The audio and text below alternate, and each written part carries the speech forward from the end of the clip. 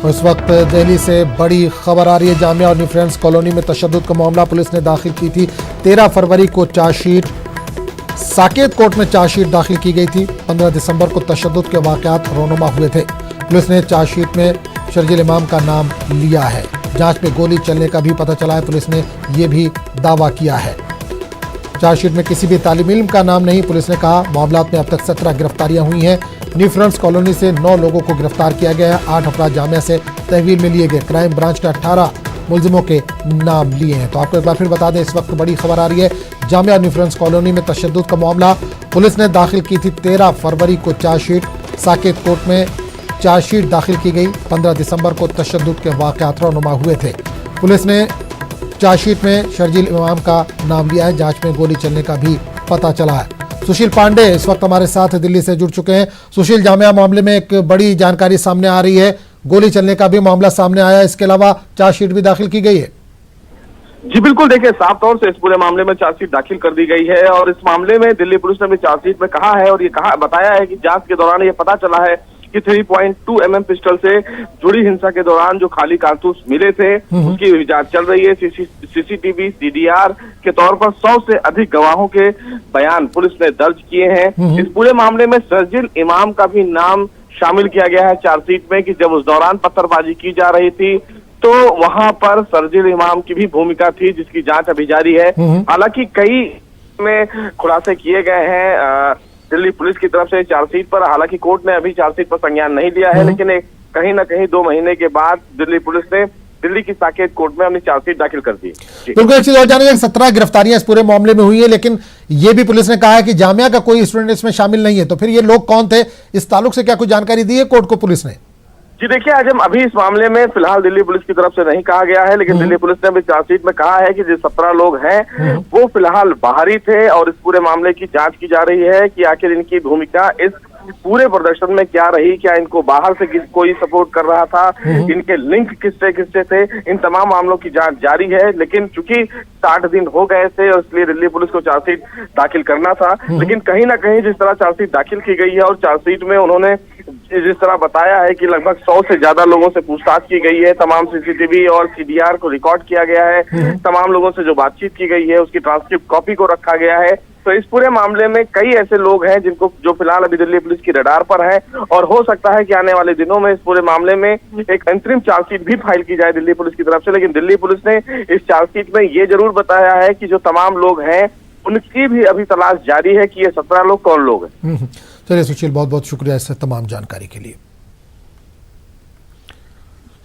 आगे बढ़ेंगे दूसरी खबर की तरफ। महाराष्ट्र के वजीर आला उद्धव ठाकरे ने कहा है कि एल्गार परिषद और भीमा कोरेगांव 2 अलग अलग केस हैं। भीमा कोरेगांव केस मेरे दलित भाइयों से जुड़ा हुआ है और इस केस की जांच मरकज के हवाले नहीं की गई है और कभी भी भीमा कोरेगांव केस की जांच मरकज के हवाले नहीं की जाएगी।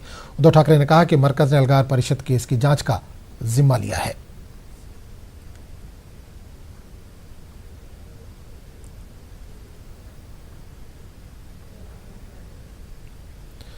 उत्तर प्रदेश हुकूमत ने चौथा बजट पेश कर दिया है। 5,12,886 करोड़ 72 लाख रुपए का बजट पेश किया गया है।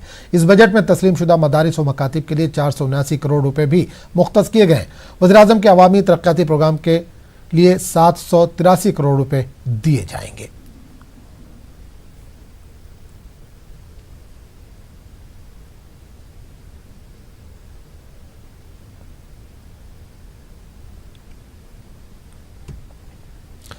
जेडीयू की कार्रवाई के बाद पहली बार प्रशांत किशोर मीडिया से मुखातिब हुए। इन्होंने बिहार में तहरीक चलाने का ऐलान किया। प्रशांत किशोर ने नीतीश कुमार पर तंज कसते हुए कहा कि गांधी और गोडसे साथ साथ नहीं चल सकते। पूरे बिहार में गांधी जी के बताए हुए बातों को लेकर शिलापट लगवा रहे हैं, यहाँ के बच्चों को गांधी के विचारों से अवगत करा रहे हैं। उस समय में गोडसे के साथ खड़े हुए लोग या गोडसे की विचारधारा को सहमति देने वाले लोग उनके साथ भी कैसे खड़े हो सकते हैं? दोनों बात तो नहीं हो सकती है। इसमें कोई गुरेज नहीं है। अगर आप भाजपा के साथ रहना चाहते हैं, हमें उससे कोई दिक्कत नहीं है, लेकिन दोनों बात नहीं होनी चाहिए। इस बात को लेकर मेरे और नीतीश जी में लगातार विचार चलता रहा है। उनकी अपनी सोच है, मेरी अपनी सोच है। तो पहला जो हम लोगों के बीच के मतभेद का विषय रहा है वो ये रहा है कि गांधी और गोडसे दोनों साथ में हम लोग नहीं चल सकते हैं। पार्टी के लीडर के तौर पर, पार्टी के तौर पर आपको ये बताना पड़ेगा कि हम लोग किस साइड खड़े हैं। मेरे लिए नीतीश कुमार, 2014 के नीतीश कुमार, धूल धूसरित चुनाव हारे हुए 2 MP के नेता, उनका ज्यादा सम्मान है, बिहार की वो शान थे। आज 16 MP लेकर जब वो किसी गुजरात के लीडर उनको बताते हैं कि आप ही लीडर बने रहिएगा, मेरे लिए वो बहुत अच्छी बात नहीं है। बिहार का मुख्यमंत्री यहाँ के 10 करोड़ लोगों का नेता है, उनका सम्मान है, उनकी शान है, उनकी आन है। वो कोई मैनेजर नहीं है कि किसी दूसरे पार्टी का नेता उसको डिप्यूट करे कि ये हमारे नेता होंगे। वो अधिकार और एकाधिकार सिर्फ और सिर्फ बिहार की जनता का है। और हम लोग वो नेता चाहते हैं जो सशक्त हो और समृद्ध भारत के लिए, समृद्ध बिहार के लिए अपनी बात कहने में किसी का पिछलग्गू ना बने। इन 2 बातों को लेकर मेरा और नीतीश जी से आपस में मतभेद भी रहा है, आचार विचार भी हमारा चलता रहा है। इसमें कहीं कोई 2 मत नहीं है। मैं नीतीश जी के साथ आज नहीं हूं, इसलिए ये कह दूं कि बिहार में विकास नहीं हुआ है, ये गलत होगा। 15 साल में बिहार में खूब विकास हुआ है, लेकिन उस विकास की गति और उस विकास के आयाम ऐसे नहीं रहे हैं जिससे बिहार की स्थिति आमूलचूल तरीके से बदली। ऐसा मैं क्यों कह रहा हूं?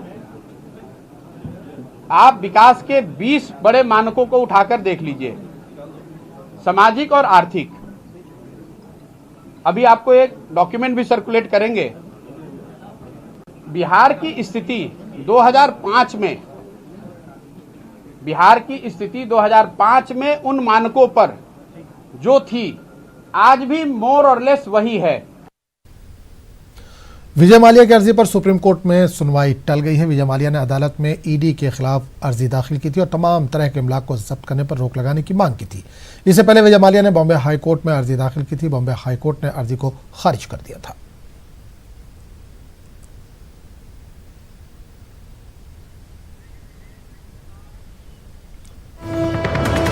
इस वक्त बड़ी खबर आ रही है शर्जील इमाम के हवाले से। दिल्ली पुलिस ने शर्जील इमाम को साकेत कोर्ट में पेश किया। 3 मार्च तक शर्जील को अदालती तहवील में भेज दिया गया है। आपको एक बार फिर बता दें, शर्जील इमाम के हवाले से बड़ी खबर इस बार आ रही है। दिल्ली पुलिस ने शर्जील इमाम को साकेत कोर्ट में पेश किया।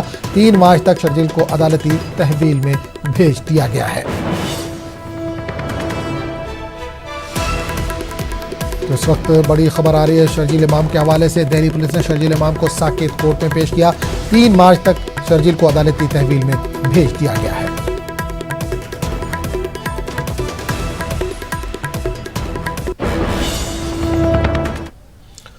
गाजियाबाद के रेलवे स्टेशन पर रेलवे पुलिस का बेरहम चेहरा सामने आया। रेलवे पुलिस ने एक शख्स की बेरहमी के साथ लाठी डंडों से पिटाई कर दी।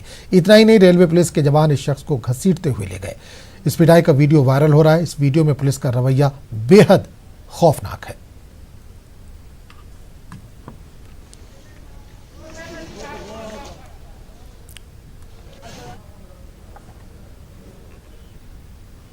जम्मू श्रीनगर कौमी शाहराह पर बानेहाल के करीब सड़क पर मुश्तबा शय की निशानदेही हुई, जिसके बाद शाहराह पर करीब 1 घंटे तक ट्रैफिक मुअत्तल रही।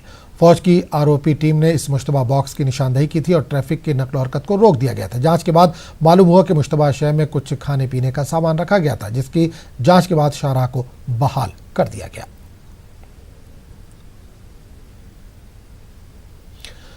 CAA के खिलाफ एहतजाजी मुजाहरों के साथ जिक्र अस्कार दुआओं की महफिलें भी मुनक्किद हो रही हैं। बेंगलुरु के जमजम शादी महल में human right council of India के तहत खुसूसी जिक्र और दुआ की महफिल मुनक्किद हुई। मरकजी हुकूमत से दरख्वास्त की गई कि वो CAA, NRC और NPR को वापस ले।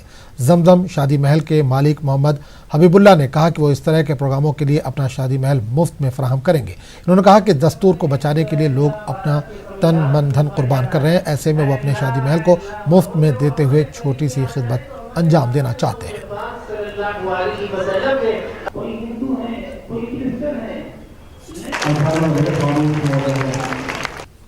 मैं तो सबसे पहले हमारे माननीय प्रधानमंत्री जी और हमारे माननीय गृह मंत्री जी से मैं सवाल है मेरा कि हमारे जो सिस्टम, जो हमारे मंत्रालय है, हमारे मिनिस्ट्री है, वहाँ की फाइलें सेफ नहीं है, तो हमारा 30 साल 40 साल पहले का डॉक्यूमेंट अगर से पब्लिक से मांगा जा रहा है तो इम्पॉसिबल, और कहीं ना कहीं पे ये मेरे को लगता है कि लोगों को परेशान करने का, लोगों को तकलीफ में डालने का काम इन्होंने किया हुआ है। ये कानून देश का होना चाहिए, देश की सेफ्टी भी ज़रूरी है, हम मानते हैं इसको, लेकिन जो देश के लोग हैं उनको आप देश के नागरिक नहीं है बोल के बाहर करेंगे, ये गलत है, हम इसका विरोध करते हैं। आज जो हमने ये प्रोग्राम किया हुआ है, आप जैसे कि आप देख रहे हो कि हर जगह जगह पे लोग प्रोटेस्ट कर रहे हैं, रोडों पे आ रहे हैं, तो हमने सोचा कि हम ऐसा करेंगे जिसमें सब कोई शामिल हो सकता है। तो आज हमारे बीच यहाँ पर हिंदू भाई है, मुस्लिम्स है, क्रिश्चियंस है और सिख भाई भी आए हुए हैं। और दूसरी बात मैं ये कहना चाहता हूँ, हमने यहाँ पे किसी को फोर्स नहीं किया कि हम यहाँ पे प्रोटेस्ट कर रहे हैं या कोई प्रोग्राम कर रहे हैं, आप आओ। सब यहाँ पर ये सोच के आए हैं कि ये उनका हक है, ये उनका फ़र्ज़ है। हमारा एक सिख भाई शाहीन बाग में अपनी पूरी प्रॉपर्टियों को बेचकर वहाँ जा खर्च कर रहा है। हमारा छोटा सा शादी माल अगर इस्तेमाल होता है तो हमारे लिए एक शान है। हिंदुस्तान की कॉन्स्टिट्यूशन को बचाने के लिए, बाबा साहब भीमराव अम्बेडकर साहब के कानून को बचाने के लिए, अगर हम आखिरी दिन तक, जैसे हमारे मौलवी साहब ने कहा कि हमारा खून भी अगर ख़त्म हो जाए तो हम इसको यूज़ करेंगे, लेकिन कानून को ज़रूर बचाएंगे। हम आज आपके माध्यम से आपकी तरफ से ऐलान करते हैं कि हमारे बेंगलुरु के अंदर या बेंगलुरु के बाहर कोई भी आदमी कॉन्स्टिट्यूशन को बचाने के लिए अगर कोई फंक्शन करता है तो मैं आपके सामने ऐलान करता हूं कि मैं मेरा शादी महल फ्री दूंगा और जो आएंगे उनको अपने तरफ से चाय वगैरह भी पिलाऊंगा, उनकी ज़रूरतें भी पूरी करूंगा मैं इंशाल्लाह। इस वजह से हमारी टीम रात में बैठ के सोची, सुबह हम इस शादी महल के जो हबीब भाई ओनर हैं उनके पास आए और उनसे पूछा तो उन्होंने कहा कि मेरा शादी महल आप लोगों के लिए फ्री है, आप कभी भी चाहे यूज़ कर सकते हैं। तो हमने अब आयत करीमा जो दुआ रखी है इसी वजह से। शाहीन बाग में सीएए को लेकर एहतजाज लगातार जारी है। बड़ी तादाद में ख्वातीन इसमें शिरकत कर रही हैं। शाहीन बाग में एहतजाज कर रही बुजुर्ग ख्वातीन का क्या कुछ कहना है, हमारे नुमाइंदे शंकर आनंद ने इनसे बातचीत की। ऐसे मंच पे खड़ा हूँ जहाँ से सीए के मसले पर आवाज़ पूरे देश भर में बाकायदा दी गई, और हम बात करेंगे प्रमुख जो पूरे मामले की जो मुखिया हैं दादी से। दादी, कल जो है 3 लोग आएंगे जो बातचीत करेंगे कि इस मामले का क्या समाधान होना चाहिए, तो क्या बातचीत करेंगे आप? पहले उनकी सुनेंगे, जब हम बाद में अपनी कहेंगे।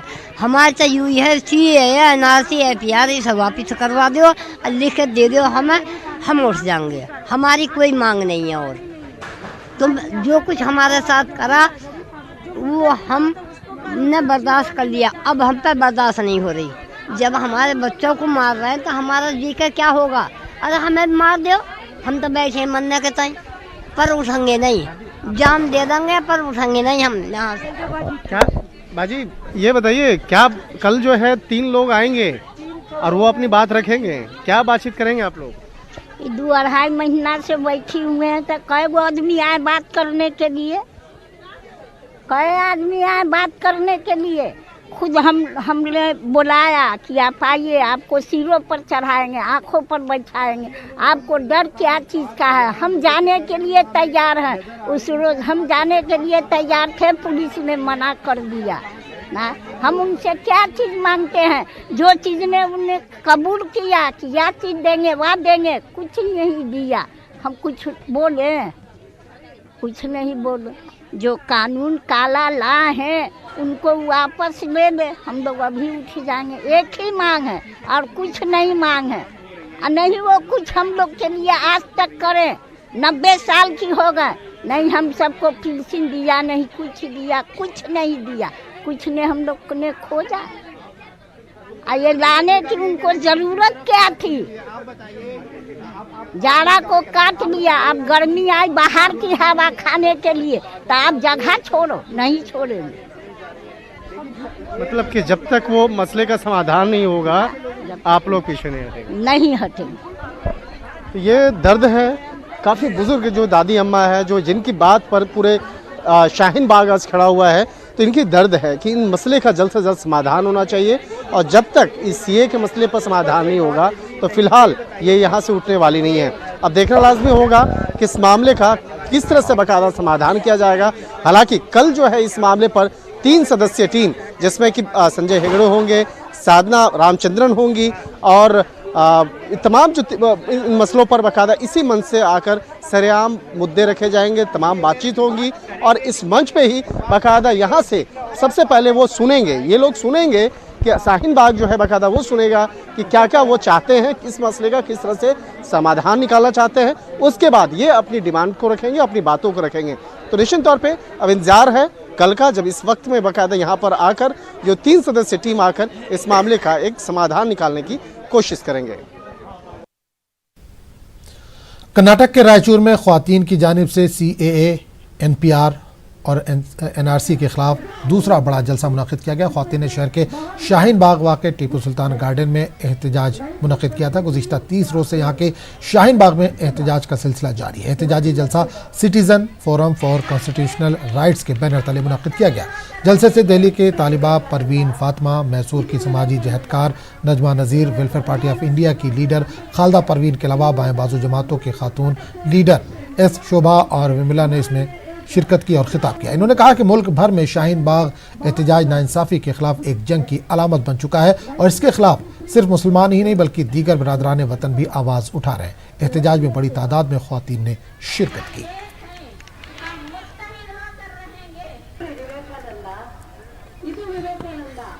हमारे देश में रहने वालों की मला जैसे शोभा जैसे सेकुलर माइंडेड पीपल हमको गले लगाए, हमारा स्वागत किए और गली गली कुछ ऐसे बता रहे हैं हिंदू मुस्लिम की लड़ाई नहीं है, ये लड़ाई हिंदू मुस्लिम की लड़ाई नहीं है, बल्कि लड़ाई गरीब वर्सेस बीजेपी है, आदिवासी वर्सेस बीजेपी है, SC/ST वर्सेस बीजेपी है, माइनॉरिटी वर्सेस बीजेपी है।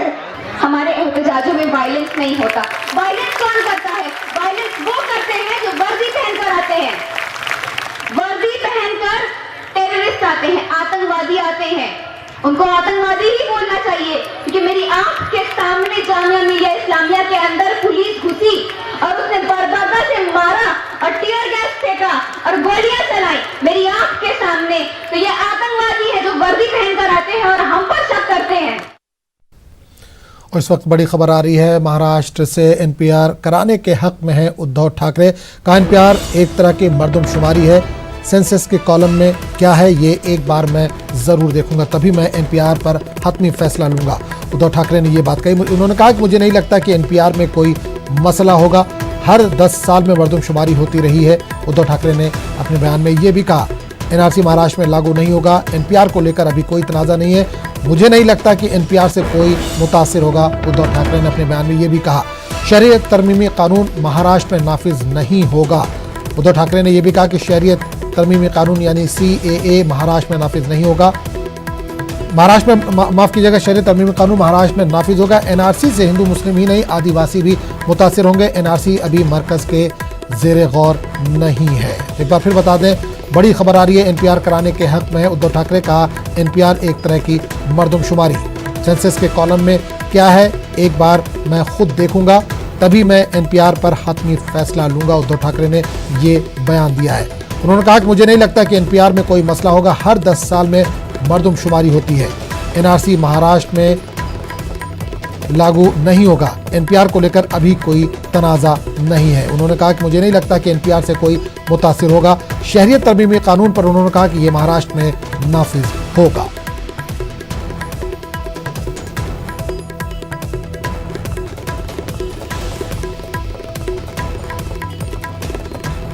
तो इस वक्त बड़ी खबर आ रही है महाराष्ट्र से। NPR कराने के हक में है उद्धव ठाकरे का। NPR एक तरह की मर्दमशुमारी है। सेंसस के कॉलम में क्या है ये एक बार मैं खुद देखूंगा, तभी मैं NPR पर हतमी फैसला लूंगा। उद्धव ठाकरे ने यह बयान दिया। उन्होंने कहा कि मुझे नहीं लगता कि NPR में कोई मसला होगा, हर 10 साल में मर्दमशुमारी होती है। उद्धव ठाकरे ने कहा NRC महाराष्ट्र में लागू नहीं होगा। NPR को लेकर उन्होंने कहा कि अभी कोई तनाज़ा नहीं है। और इस पूरे मामले पर बात करने के लिए सीधे रुख करेंगे मुंबई, जहां से हमारे नुमाइंदे अमित राय इस वक्त जुड़े हैं। अमित, NPR कराने के हक में है उद्धव ठाकरे, बड़ा बयान इस वक्त सामने आया है। देखिए, निश्चित तौर पे उद्धव ठाकरे का साफ तौर पे ये कहना है कि NPR से किसी को भी कोई तकलीफ जो है वो नहीं होनी चाहिए, क्योंकि इसमें जो नियम है उसको मैं खुद जो है देखूंगा, उसके बाद जो है निर्णय लिया जाएगा, लेकिन इसमें किसी को तकलीफ नहीं होनी चाहिए, ऐसा खुद उद्धव ठाकरे का साफ तौर पे कहना है। ये बयान उन्होंने जो है सिंधु दुर्ग में जो दिया हुआ है, इससे साफ हो सकता है कि एनपीआर के पक्ष में है उद्धव ठाकरे। उन्होंने कहा कि एनपीआर एक जनगणना है जो हर 10 साल में होता है। हालांकि उसके कॉलम में क्या है ये मैं एक बार देखूंगा, उसके बाद फैसला लूंगा, लेकिन मुझे नहीं लगता है कि एनपीआर में कोई समस्या होगी, क्योंकि हर 10 साल में जनगणना होती रहती है। लेकिन वहीं उनके जो सहयोगी पक्ष है यानी महाविकास आघाड़ी की जो दूसरी पार्टियां कांग्रेस, एनसीपी, वो जो है एनपीआर, सीएए और दूसरे सभी चीजों के विरोध में है। उनका साफ तौर पे कहना है कि ये तीनों ही चीजें जो है वो महाराष्ट्र में लागू नहीं होने देंगे। मैं आपको बताऊं कुछ ही देर पहले जो है शरद पवार ने भी एक प्रेस कॉन्फ्रेंस की है और उन्होंने साफ तौर पे ये कहा है कि सीएम की भूमिका अलग हो सकती है, लेकिन हमने जो इसका विरोध पहले से किया है, राज्यसभा में भी हमने विरोध किया है, हमारी भूमिका अलग है। हम हर चीज में हम साथ साथ नहीं है, लेकिन हम सीएम को मनाएंगे और सीए एनपीआर का हम लगातार विरोध कर रहे हैं। यानी कुल मिलाकर देखें तो तीनों ही पार्टियों के बीच जो है सीए एनपीआर को लेकर जो है ठन गई है। बिल्कुल, ये भी कहा है कि सीएए नाफिज होगा। उद्धव ठाकरे ने कहा कि सीएए महाराष्ट्र में लागू होगा, लेकिन जबकि दूसरी दो उनके इत्यादि घटक दल हैं, उनकी बात अगर सुने तो उनका कहना है कि इसको लागू नहीं होने देंगे। तो क्या एक बार फिर मनमुटाव होगा, टसल फिर एक बार दोनों में होगा?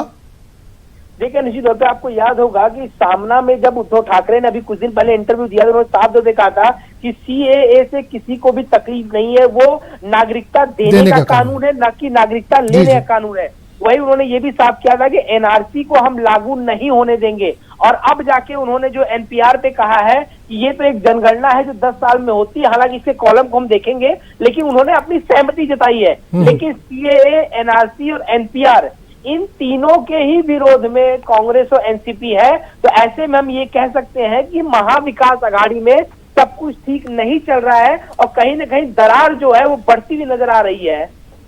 चलिए, बहुत बहुत शुक्रिया अमित इस तमाम जानकारी के लिए।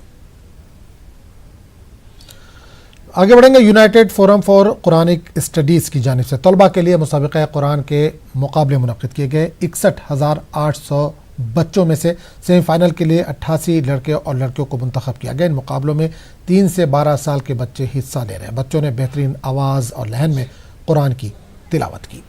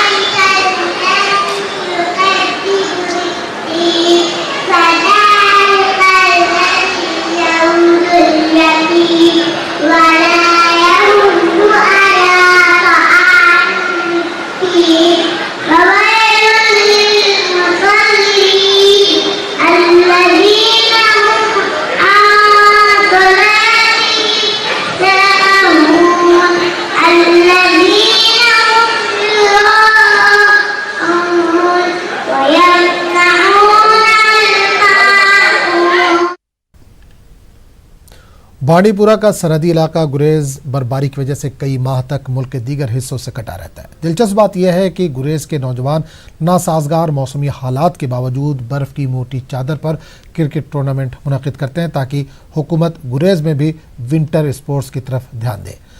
गुरेज में स्नो क्रिकेट के हवाले से पेश है सईद की हमारी ये रिपोर्ट। तो आप ये रिपोर्ट देखिए, हमें दीजिए इजाज़त। आदाब। बांडीपुरा से 85 किलोमीटर की दूरी पर वाक़ गुरेज इलाका इन दिनों बर्फ की मोटी चादर में लिपटा हुआ है। बर्फबारी और ठंडी हवाओं की वजह से इन दिनों इलाके में बहुत कम लोग अपने घरों से बाहर निकलते हैं। ताहम इलाके के नौजवान इस मौसम में भी घरों में दुबक कर रहने के बजाय ऐसा काम करते नजर आते हैं जिनको देखकर हर कोई हैरान रह जाता है। ये नौजवान कुछ सालों से लगातार बर्फ की मोटी चादर पर क्रिकेट टूर्नामेंट मुनक्किद कर रहे हैं। ये टूर्नामेंट मुनक्किद करना अब एक रिवायत बन चुकी है।